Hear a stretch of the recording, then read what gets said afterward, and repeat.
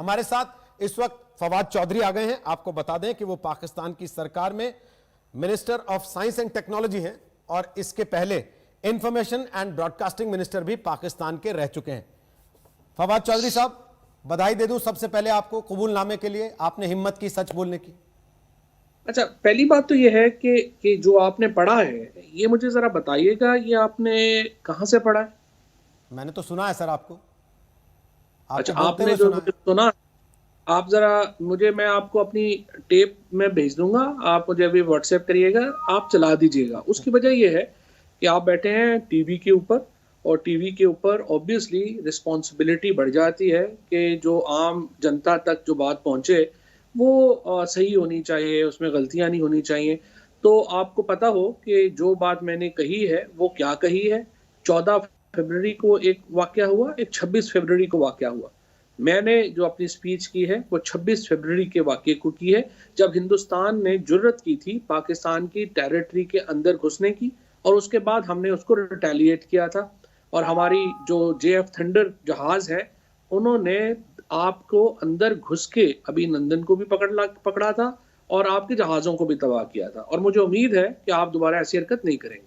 Sir, हरकत हमने कहाँ की, आप ही ने की। आपने जो पार्लियामेंट में बोला हमने उसको लेके सवाल पूछे। आपने उसमें ना कोई तारीख आइडेंटिफाई करने की कोशिश की उस समय। आपने जो कहा पुलवामा में जो हुआ वो इमरान खान की क़यादत में हुआ और पूरी हमारी कौम इसकी हिस्सेदार है। आपने ना कहा हो तो बता दीजिए। बिल्कुल, आप जरा मेरा क्लिप पूरा पढ़िए, पूरा सुनिए, तो आपको पता चल जाएगा कि मैंने क्या बात कही है। और जो 14 तारीख को हुआ वो दहशतगर्दी थी, उसके ऊपर प्राइम मिनिस्टर साहब ने बात की। हमने आपको ऑफर किया, हमने आपको कहा कि आइए हमारे साथ बैठिए, हमें एविडेंस दीजिए एंड लेट्स इन्वेस्टिगेट टुगेदर। आपने वो भी नहीं किया।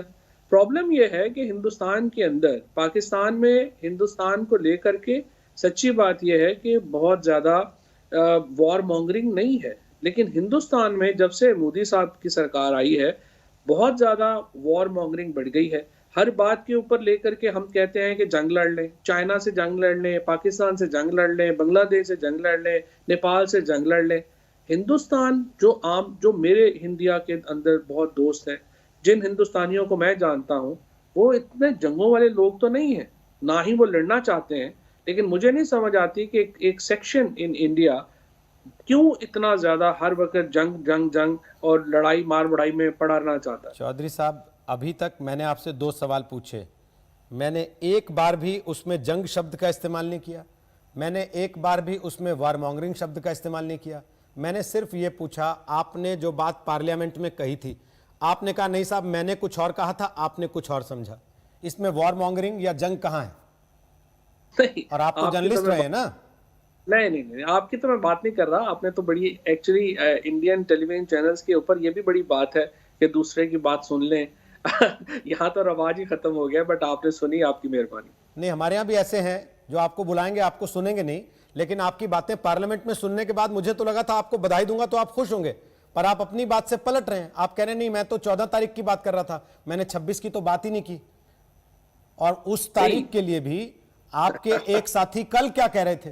वो कह रहे थे कि 9 बजे तक तो हिंदुस्तान अटैक कर देता, हमारे आर्मी चीफ को पसीने आ रहे थे। अब सर वो झूठ बोल रहे थे या आप? देखिए, बात यह है कि पॉलिटिशियंस एक दूसरे को डिस्क्रेडिट करने के लिए इस तरह के स्टेटमेंट्स देते हैं। और दोबारा मैं आपको दोबारा ये कहूंगा कि अगेन उन्होंने जो स्टेटमेंट दिया वो आर्मी चीफ का तो उन्होंने नाम ही नहीं लिया, वो हमारे फॉरेन मिनिस्टर साहब को कह रहे थे, और वो इसलिए कह रहे थे कि वो हमारे खिलाफ है। जाहिर है जिस तरह से हिंदुस्तान के अंदर एक दूसरे की, एक पॉलिटिशियंस एक दूसरे का टांग खींचते रहते हैं, पाकिस्तान में भी यही है, पूरी दुनिया में ऐसा ही है। और वो भी उन्होंने आर्मी चीफ का नाम नहीं दिया है। और जो लोग खैर जनरल बाजवा को जानते हैं, हिंदुस्तान में आपके बहुत सारे ऑफिसर जनरल बाजवा को जानते हैं, उनको पता है कि उनका कुछ हो जाए टांगे कांपने वाला वो बंदा नहीं है। वो बहुत तगड़ा आदमी है और उसको पता है कि कब क्या करना है। मैं आपका बयान पढ़ के सुना देता हूँ। आपने कहा हमने हिंदुस्तान को घुसकर मारा है, पुलवामा में जो हमारी कामयाबी है वो इमरान खान की क़यादत में इस कौम की कामयाबी है, जिसके हिस्सेदार हम भी हैं और आप भी हैं। ये कौन से पुलवामा का जिक्र कर रहे थे सर आप? ये देखिए, जब आप पुलवामा की बात करते हैं ना, तो वो जो 96 आवर्स का बालाकोट के बाद का सारा वाकया है ना, जैसे आप 1965 की जंग का कहते हैं, तो 1965 की जंग क्या थी? आप वो तो ऑपरेशन जबराल्टर का फिर अलहदा जिक्र करें, कारगिल की जंग क्या थी? कारगिल को हम पहले कहें कि एलओसी के ऊपर ये हुआ, फिर वो हुआ, और जब अगर आप पूरा करते हैं तो आप कहते हैं कारगिल में ये हुआ, 65 में ये हुआ, 71 में ये हुआ, तो आप एक उसको जोड़ देते हैं ना, तो वो ये मतलब थोड़ी है। आपने इसी स्पेसिफिकली आपने पुलवामा शब्द कहा, यहां जी पुलवामा में बिल्कुल। अटैक हुआ था, सेना के जवान हाँ, तो शहीद हुए उससे थे, नहीं, इसलिए उसके पुलवामा बाद पे मेरा सवाल है। आप क्योंकि नहीं, जिस तरीके से आप बता रहे हैं मुझे लगता है आप बहुत गहराई से उस इलाके को जानते हैं, तो आपको मालूम है सर पुलवामा है कहां एक्चुअली, जिसका आप जिक्र कर मैं रहे थे। आपको नहीं, मैं आपको थोड़ा सा ये बता दूं, अगर आप इसके बाद 30 सेकंड आगे चले जाएं मेरी वीडियो में, तो आपको वजाहत भी मिल जाएगी। बट अनफॉर्चुनेटली हमने तो चूंकि अपनी मर्जी की चीजें पिक करनी है और हकीकत से तो पड़े रहना है, तो हम अगले 30 सेकंड की नहीं दिखाएंगे। हमने तो हकीकत आप से 30 भागना सेकंड होता पूरा तो हम आपको क्यों बुलाते सर, हम उतना ही नहीं चला नहीं लेते और छोड़ देते नहीं नहीं और कह देते देखो नहीं पाकिस्तान का मंत्री बोल रहा है। नहीं, बिल्कुल सही आपको बात हमने है। बुलाया नहीं है और आपकी बात नहीं सुन नहीं भी रहे हैं बार बार, तो नहीं उसके नहीं पीछे नहीं, वजह बिल्कुल यह है कि हम चाहते हैं पूरी बात आप बताएं, जो बातें आज तक सामने नहीं आई वो आप रख रहे हैं तो रखें, खुल के रखें।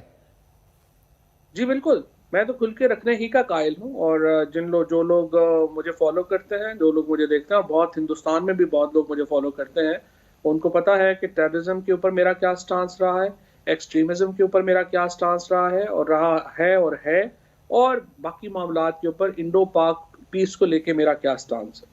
सो जो लोग मुझे जानते हैं उनको मालूम है कि मैं कभी भी किसी टेररिज्म इंसिडेंट का सपोर्ट ना करूंगा, ना करता हूं, ना ही आगे भी कभी करूंगा।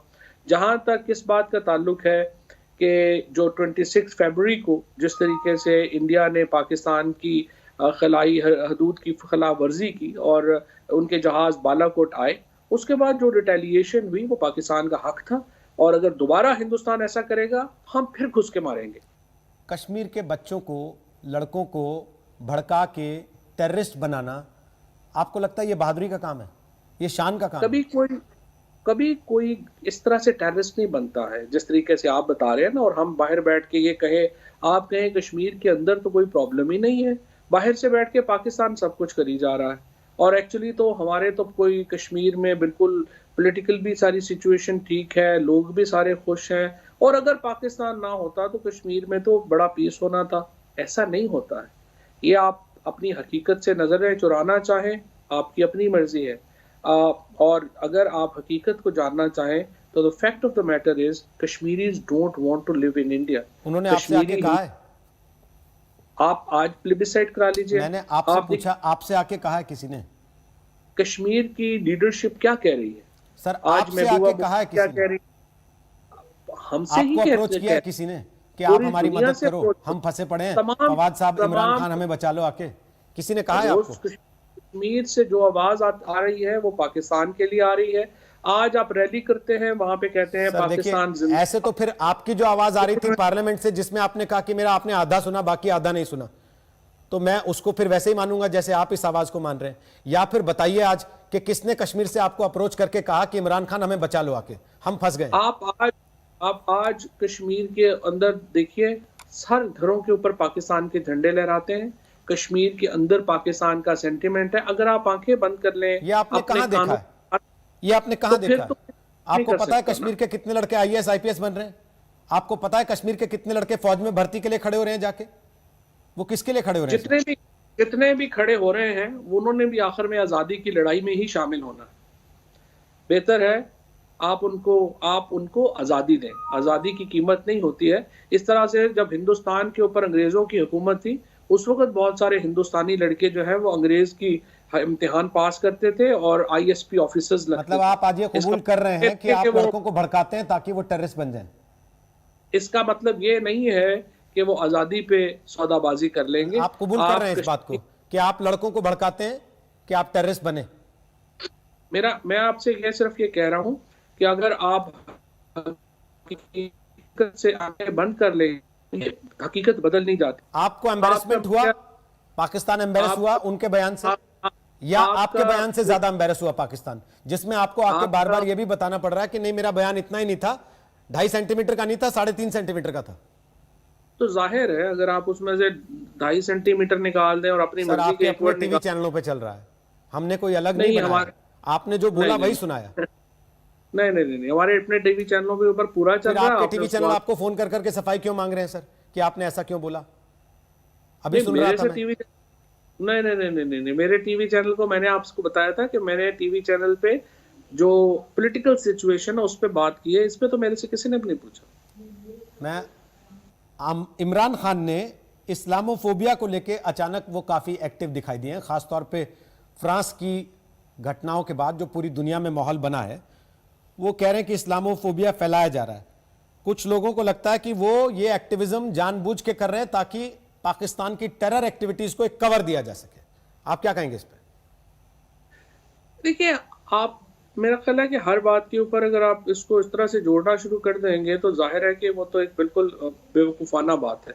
जो भी मुसलमान, और जाहिर है कि हिंदुस्तान में बहुत ज़्यादा मुसलमान हैं, और उनका जो मुसलमानों का जो ईमान है वो मुकम्मल ही नहीं होता इश्क रसूल के बगैर। और जो लोग भी मुसलमान हैं वो हज़रत मोहम्मद सल्लल्लाहु अलैहि वसल्लम से इश्क करते हैं, उनकी तौहीन नाकाबिले बर्दाश्त है।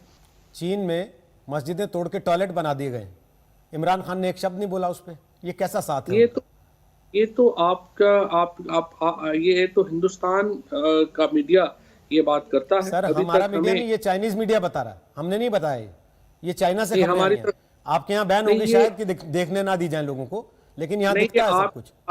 आप ही के मीडिया पे आते हैं, और आप लोगों को चाइना फोबिया हुआ है आजकल।